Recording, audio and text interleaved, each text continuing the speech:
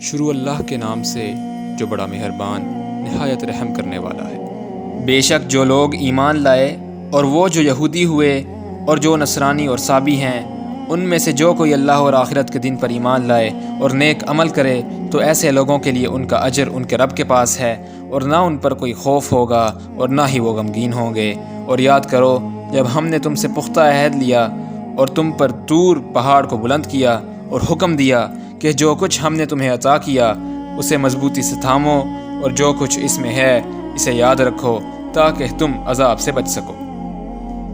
پھر اس کے بعد تم پھر گئے تو اگر تم پر اللہ کا فضل اور اس کی رحمت نہ ہوتی تو تم ضرور نقصان اٹھانے والوں میں سے ہو جاتے، اور تم انہیں خوب جانتے ہو جنہوں نے تم میں سے ہفتے کے دن کے بارے میں تجاوز کیا تھا، تو ہم نے انہیں کہہ دیا کہ دھتکارے ہوئے بندر ہو جاؤ، تو ہم نے اس واقعہ کو ان کے لیے عبرت بنا دیا جو اس وقت موجود تھے اور جو بعد میں آنے والے تھے، اور اسے پرہیزگاروں کے لیے نصیحت بنا دیا۔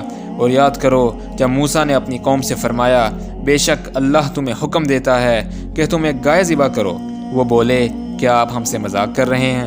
موسیٰ نے فرمایا میں اللہ کی پناہ مانگتا ہوں کہ میں مذاق کر کے ایسے نادانوں میں شامل ہو جاؤں۔ وہ کہنے لگے ہمارے لیے اپنے رب سے پوچھئے، وہ ہمیں واضح طور پر بتائے کہ وہ کیسی گائے ہو۔ موسیٰ علیہ السلام نے فرمایا بے شک اللہ فرماتا ہے کہ وہ گائے نہ بوڑھی ہو اور نہ بالکل بچھیا بلکہ درمیانی عمر کی ہو، تو اس پر عمل کرو جو تمہیں حکم دیا جا رہا ہے۔ پھر کہنے لگے اپنے رب سے ہمارے لیے پوچھئے، وہ واضح طور پر ہمیں بتا دے کہ اس کا رنگ کیسا ہو۔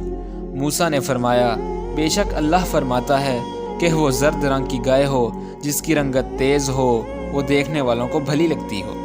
اب کہنے لگے اپنے رب سے پھر ہمارے لیے پوچھئے، وہ ہمارے لیے واضح فرما دے کہ وہ گائے کیسی ہو۔ بے شک وہ گائے ہم پر مشتبہ ہو گئی ہے، اور اگر اللہ نے چاہا تو ہم اسے ضرور ڈھونڈ لیں گے۔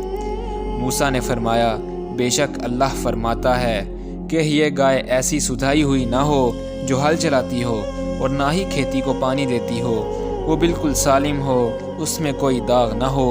کہنے لگے اب آپ ٹھیک ٹھیک بات لائے ہیں۔ پھر انہوں نے اس کو ذبح کیا، حالانکہ وہ ایسا کرنے والے نہیں لگتے تھے۔